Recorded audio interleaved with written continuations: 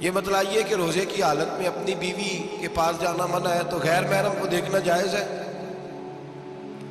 ہمارے T V پہ میں نے پہلے بھی کہا تھا کہ ہم ٹھیکیدار اور ذمہ دار نہیں ہیں مذہب کے.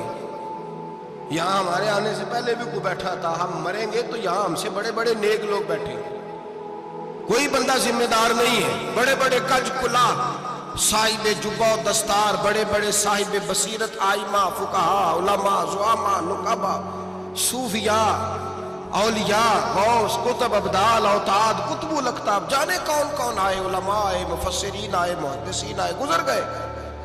ہم تو خاک نشین لوگ ہیں، تھوڑا کام کرنے والے، تھوڑی صلاحیت رکھنے والے.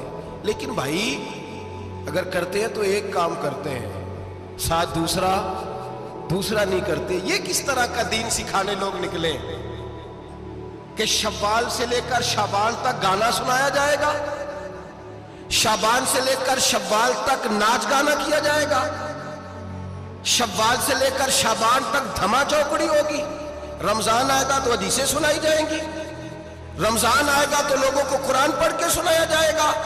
یہ مذہب بھاج نہیں ہے. ایک گویے مذہب سکھائیں گے، ایکٹر مذہب سکھائیں گے. یہ مذہب باج نہیں ہے کہ ایک گلاس کے اندر پہلے شراب پی لو، پھر اسی گلاس میں رمضان آئے تو شہد بانٹنا شروع کر دو. یہ باج نہیں، یہ میرے رسول اللہ کا مذہب ہے. اگر تمہیں شوق ہے دین سیکھنے سکھانے کا، یکم رمضان کو توبہ کرو اور کہو کہ ہم ٹی وی پہ بیٹھ کے حدیثیں سنائیں گے تو سارا سال سنائیں گے. اور جس زبان سے حدیث نکلے گی پھر اس سے کبھی گندا گانا نہیں نکلے گا، پھر کبھی ناچ گانا نہیں ہوگا. یہ کون سا مذہب ہے جو بیویاں سکھا رہی ہیں؟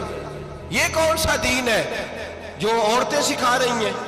میرے رسول پاک صلی اللہ تعالیٰ علیہ وآلہ وسلم کا وہ مذہب ہے کہ میرے اعلیٰ حضرت فاضل بریلوی رحمت اللہ علیہ نے فرمایا، مرد کے لیے جائز نہیں کہ وہ عورت کی زبان سے میلاد بھی سنے، نعت بھی سنے. مرد کے لیے جائز نہیں.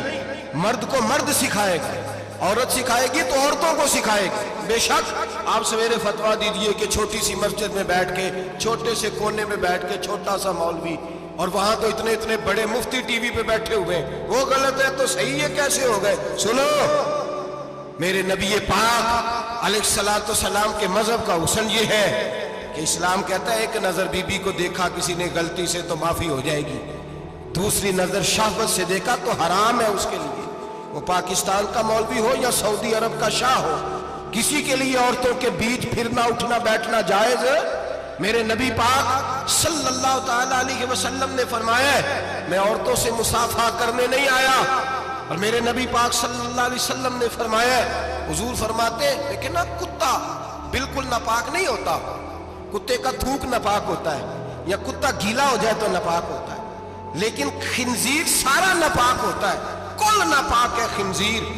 نبی پاک نے فرمایا خنزیر بھی ہو اور گند میں لتھڑا ہوا بھی ہو، پیشاب میں لتھڑا ہوا ہو، گوبر میں لتھڑا ہوا ہو، پخانے اور فضلے میں لتھڑا ہوا خنزیر ہو، اس کا جسم تیرے ساتھ ٹکرا جائے تو اتنا برا نہیں جتنا غیر محرم عورت کا وجود تیرے ساتھ ٹکرا جائے تو برا ہے. اس حد تک میرے نبی پاک صلی اللہ علیہ وسلم اور گنبد کے معاملے میں فتویٰ دینے والے، یا رسول اللہ کہنے پر کفر کا فتویٰ دینے والے اور بڑی بڑی باتیں کرنے والے خاموش کیوں ہو گئے؟ یا ایھا الذین آمنوا لا تتخذوا اليہود والنصارى اولیاء. رب فرماتا ہے یہودیوں اور عیسائیوں کو دوست نہ بناؤ. یہ تمہارے دوست ہو سکتے، یہ تمہارے سجن ہو سکتے. جب عرش کا مالک کہہ رہا ہے سجن نہیں ہو سکتے تو دوستی کی بات کیسے بڑھا رہا ہے؟ یا رسول اللہ ہمارے سجن کون ہو سکتے ہیں؟ فرمایا تمہارا دوست وہ ہو سکتا ہے جو محمد عربی کا غلامی کرنے والا ہو، جو رسول اللہ کی نوکری کرنا ہو دوست ہوگا. دوسرا دوست ہو سکتا؟ کوئی ایکٹر مذہب نہیں سکھائے گا، کوئی گویہ مذہب نہیں سکھائے گا.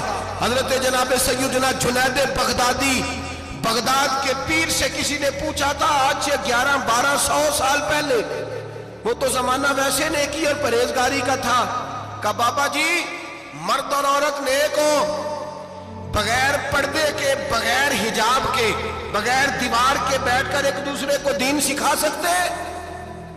حضرت صاحب بتائیے، مرد اور عورت نیک ہو تو بغیر حجاب کے ایک دوسرے کو دین سکھا سکتے ہیں؟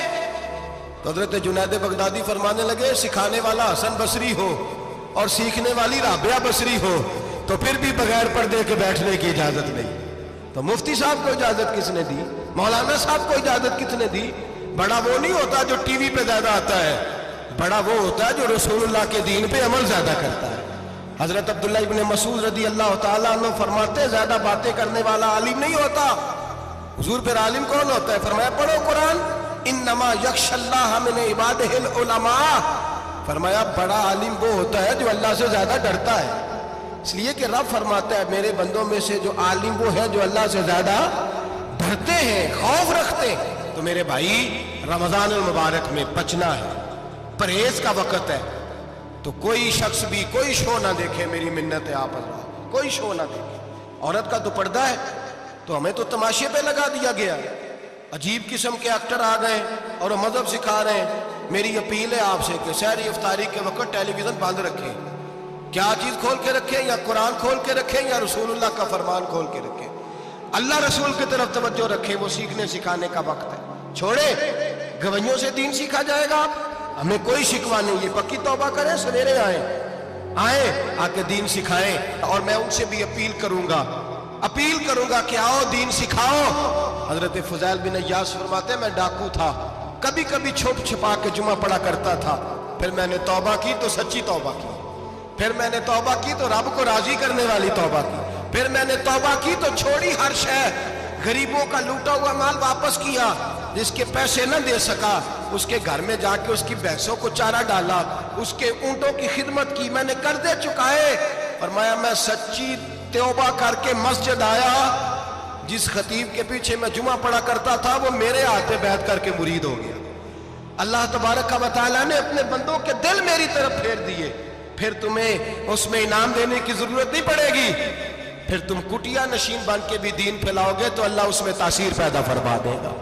تو روزے کا معنی رکنا ہے، روزے کا معنی بولیے، روزے کا معنی رکنا، کس سے؟ جھوٹ سے، غیبت سے، بدی سے، بد نگاہی، کھانے پینے سے۔ روزہ کس پہ فرض ہے؟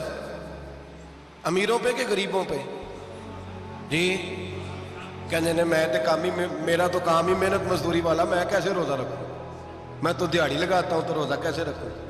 میں نے نہیں کسی حدیث میں پڑھا کہ روزہ وہ رکھے جو دفتر میں بیٹھتا ہے۔ صحابہ کے زمانے میں تو دفتر ہوتے ہی نہیں تھے، کسی جگہ نہیں لکھا ہوا روزہ وہ رکھے گا جو اے سی میں بیٹھتا ہے، تب تو اے سی تھے ہی نہیں۔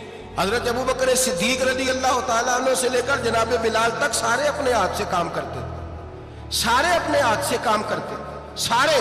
حضرت عمر فاروق رضی اللہ تعالیٰ عنہ خلیفہ وقت ہونے کے باوجود مال غنیمت کے اونٹ چرنے جاتے تھے تو چراگاہ میں چھوڑنے میں جاتے تھے، لینے بھی آتے تھے واپس۔ سارے لوگ اپنے ہاتھوں سے مشقت والے کام کرتے، حضرت بلال مزدوری کرتے، سلمان فارسی مزدوری کرتے، مقداد مزدوری کرتے، صحابہ مزدوریاں کرتے، روزے رکھتے، اور رمضان کے جانے کا وقت ہوتا تو در رسول پہ کھڑے ہو کے عرض کرتے محبوبہ دل نہیں بھرا، دل کرتا ہے کبھی رب سارا سال ہی روزے عطا کرے، سارا سال رمضان دے تو ہم سارا سال روزے رکھنے کو تیار ہیں۔ جذبہ تھا، طاقت تھی، ہمت تھی۔ آج نوجوان لڑکا ہے کہتا ہے مجھ سے بھوک برداشت نہیں ہوتی۔ میرے بھائی رب بیماری لا دینا، اللہ سے دعا مانگے اللہ شفائے عطا فرمائے، اور دعا کریں اللہ آزمائش سے محفوظ فرمائے۔ آپ یقین کریں میں نے لوگوں کو دیکھا ہے حلق سے قطرہ نہیں اترتا، خوراک کی نالی لگی ہوئی ہے، اعلیٰ غذائیں پکی ہوئی پڑی ہیں، عرش کا مالک کہتا ہے میں تیرے حلق سے گزرنے نہیں دوں گا، قانون بن گیا۔ میں نے دیکھا ہے ڈرپ پہ لوگ زندہ ہے، بوتل لگی ہوئی ہے گلوکوز کی، گزارا چل رہا، اعلیٰ غذائیں پڑی ہیں، لاکھوں روپیہ تجوری میں پڑا ہے۔ مالک کہتا ہے تو نہیں کھا سکتا، تو وہ کھانے نہیں دیتا، نہیں کھانے دیتا۔ ایک شخص یورپ کے علاقے کا، میں کسی کالم نویس کا پڑھ رہا تھا، وہ کہتا ہے میری کھربوں میں جائیداد ہے لیکن میرے معدے میں ایسی تکلیف ہے کہ میں آٹے کو چھان کر جو اوپر سے بورا نکلتا ہے صرف وہ کھا سکتا ہوں، اس کے علاوہ میں کائنات کی کوئی نعمت کھا نہیں سکتا۔ اور میرے بھائی وہ جب چاہے تو بڑے بڑے کھانے کھانے سے تجھے روک دے، تیرے دانت چبانے کے قابل نہ رہے، زبان نگلنے کے قابل نہ رہے، معدہ تیرا ہضم کرنے کے قابل نہ رہے، وہ جب چاہے تو جو مرضی کر لے، وہ کہتا چل تو میری مرضی پہ چلنا، 1 مہینہ میرے کہنے پہ نہ کھا، 1 مہینہ میرے کہنے پہ نہ کھا، تو یا اللہ تو کیا کرے گا؟ فرمایا صوم تصفو، میرے نبی پاک نے فرمایا تم روزے رکھو، اللہ تمہیں صحت عطا فرما دے گا، اللہ تندرستیاں دے دے گا، شفائیں دے دے گا۔ تم روزے رکھو، اللہ تمہیں، سبحان اللہ، اللہ تمہیں، اللہ طاقت دیتا ہے، ہمت دیتا ہے، اللہ ہمت دیتا ہے۔ میں نے دیکھا ہے، میں نے بزرگوں کو دیکھا ہے، ضعیف لوگوں کو دیکھا ہے، کمزور لوگوں کو دیکھا ہے، میں نے دیکھا ہے روزے رکھتے ہوئے، مزدوروں کو دیکھا ہے روزے رکھتے ہوئے۔ میں اپنے ابا جی کو کہتا ابا جی اتنی سخت گرمی اور مزدوری آپ کرتے اور مزدوری کے عالم میں روزہ رکھتے، تو کہتے پتر روزہ کی آندا ہے، روزہ کدوں کو جاندا ہے، روزہ اپنی جگہ تے مزدوری اپنی جگہ ہوتے۔ اور کئی دفعہ مینوں فرمان لگے، مینوں یار سمجھ کوئی نہیں لگتی، پتہ نہیں روزیاں چ اللہ طاقت کتوں دے چھڑدا ہے، اتنی زیادہ کام بھی زیادہ کریدا ہے تے روزہ بھی رکھ بھائی، صوم تصفو میرے مصطفیٰ نے فرمایا تو روزہ رکھ، اللہ تجھے صحت عطا فرما دے گا۔ رب تعالیٰ تجھے، یہاں ہوٹل کھلے ہوئے ہیں،